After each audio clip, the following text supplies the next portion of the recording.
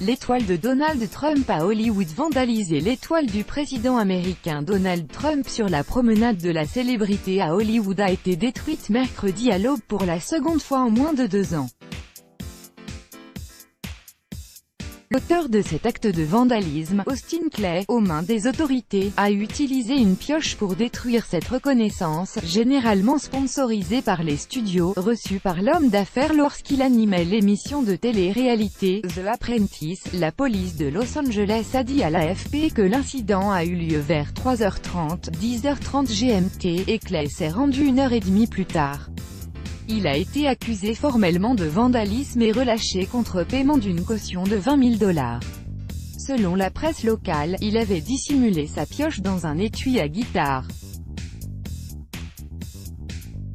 L'étoile du républicain avait déjà été vandalisée en octobre 2016, quelques semaines avant son élection à la présidence des États-Unis.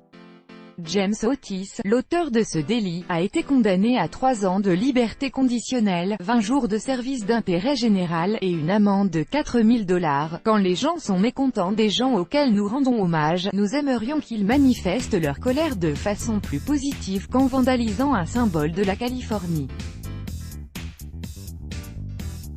Notre démocratie est fondée sur le respect de la loi. Les gens peuvent avoir un impact en votant, pas en détruisant des biens publics, a commenté Ron Gubler, directeur général de la Chambre de commerce d'Hollywood, qui gère la promenade de la célébrité, le Hollywood Walk of Fame. En juillet 2016, un artiste de rue avait emmuré l'étoile du président avec des parois de 15 cm de haut en bois et barbelées pour symboliser l'opposition à la promesse de campagne de construire un mur le long de la frontière mexicaine. Auparavant, l'étoile du magnat de l'immobilier avait été rayée d'un grand X jaune et d'une croix gammée, recouverte d'un emoji en forme d'excrément, d'autocollants dénonçant le racisme et la corruption, etc.